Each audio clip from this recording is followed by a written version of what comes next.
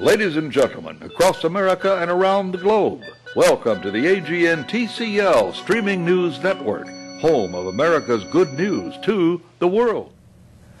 Good evening, good morning, good afternoon, good night, wherever in the world you happen to be.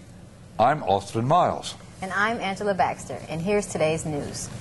California utility looks to Mojave Desert to project solar power. The largest utility in California, squeezed by rising demand for electricity and looming state deadlines to curb fossil fuels, has signed a deal to buy solar power from 7 immense arrays of mirrors, towers, and turbines to be installed in the Mojave Desert. The contract amounts to the world's largest single deal for new solar energy capacity. When fully built, the solar arrays on a sunny day will supply 1,300 megawatts of electricity, somewhat more than a modern nuclear power plant. That is enough electricity to power about 845,000 homes. The companies acknowledge that several hurdles would have to be met before the first surge of electricity will flow from the desert, in theory around 2013, toward power-hungry cities among more than 200 miles away. First is the approval by the State Public Utilities Commission, but more challenging, they said, is a series of permits for improving transmission lines. That process in the past has taken 7 to 10 years to project. Officials from the utility and plant builders said the cost of the plants and the electricity they will produce could not be disclosed under California law. The deal is one of many signs that concentrated solar power, after decades of ups and downs, is finding an important place around the world. But the technology remains substantially more expensive than coal as an electricity source, and further expansion will depend on whether the public continues to support renewable mandates or a rising price on emissions from coal burning. Everyone's for reducing greenhouse gases until you have to start paying for them. California is imposing one of the country's most aggressive renewable power mandates on its utilities. Southern California Edison, Pacific Gas and Electric, and other providers are racing to meet a deadline of having at least 20% of electricity flowing from renewable sources by the end of 2010. Even with the new plants and other non-polluting energy options, the state still faces big energy and emissions challenges, given the relentless growth in the demand for electricity at peak hours. Other designs for plants that concentrate sunlight to generate power are in operation and under development in Spain, the Middle East, North Africa, and elsewhere in the Southwest. That's very, very interesting. Very good indeed. I guess that you've probably heard, like everyone else has heard, that every man has a price. Yes, I have. And if you read your daily newspapers every day you see another situation there where somebody's embezzled, stolen, sold a vote, or sold an opinion for money. But there's one man that will not do that, and he's a minister. Awesome. Reverend John Anderson of Richmond, California. He is the head of the Richmond Rescue Mission, which he takes people that are on the streets. He's got 325 beds in his rescue mission and still has to bring in sleeping bags. There's such a need. And he feeds them, clothes them, helps them in every way. Well, Richmond, as you know, is a very, very tough city. Violent crime, you hear about in the papers every day, murder, mayhem, constantly going on. In fact, that's the setting where the girl, 15-year-old girl, was raped by a gang following a high school dance. So it's a city that really has its problems. However, they have been notified that the problems are over. They bring in this Indian casino and set it all up. It's going to change the whole picture. There's going to be money coming into the community, lots of jobs, and their whole life is going to improve there. Well, there was a lot of opposition when that first came into being, and one of those, of course, was Reverend Anderson. Well, it was interesting because they had a meeting at the supervisor's office in Contra Costa County, and all those who had been opposed to it suddenly were coming around and being for it.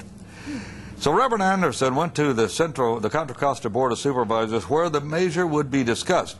He brought with him some clients of the shelter whose lives had been ruined by gambling.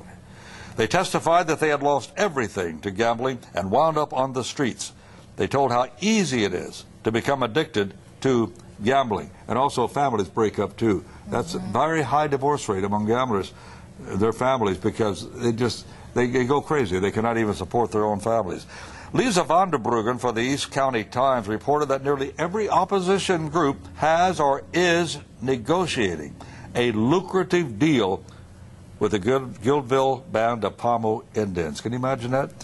Then, she writes, behind the scenes, casino proponents have urged Reverend Anderson to meet with the tribe. So he's getting a lot of flack and he's getting a lot of pressure from them.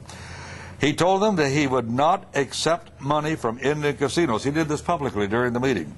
He would not accept the money since gambling goes against the principles that we believe and stand for. Then he went on to say, we are not angling for money.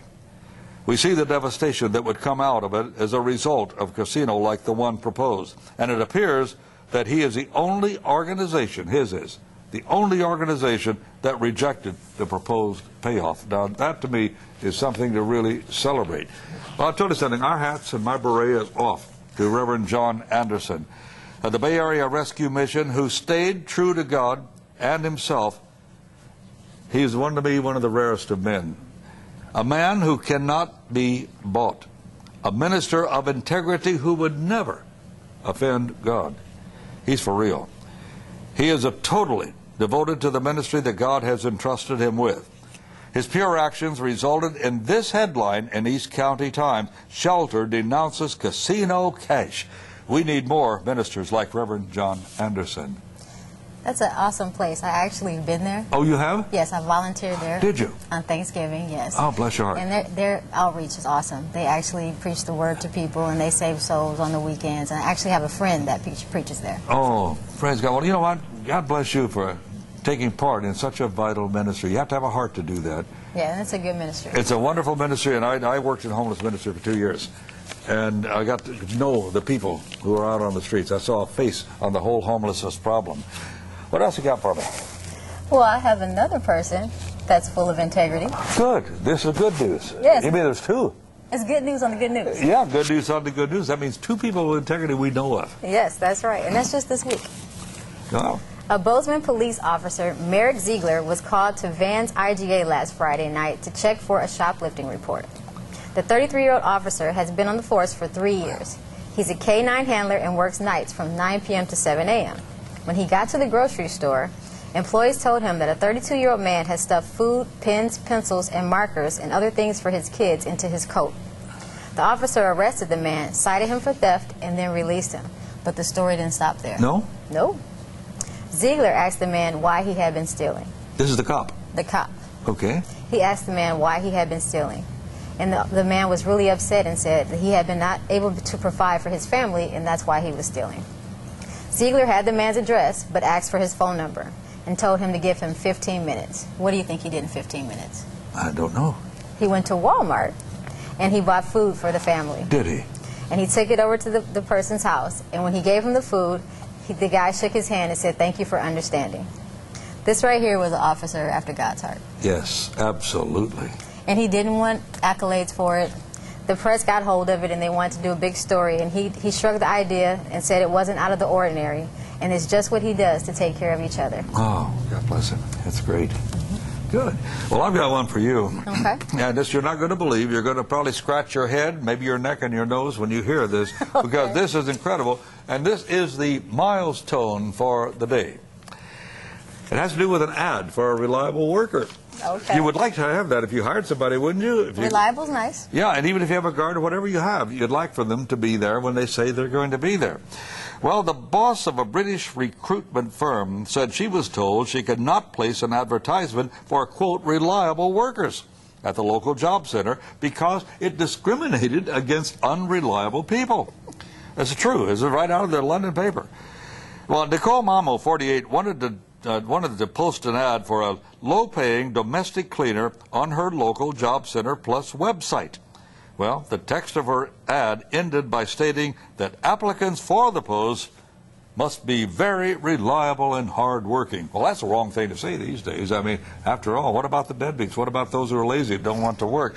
But when Mamo called the Job Center the following day, she was told that her ad would not be displayed at the center, and a Job Center worker claimed that the word reliable meant that they could be sued for discriminating against unreliable workers. Well, I don't know about you, but I'm going out for another walk. I think we should. I'm Austin Miles. And I'm Angela Baxter. So long for now. God bless.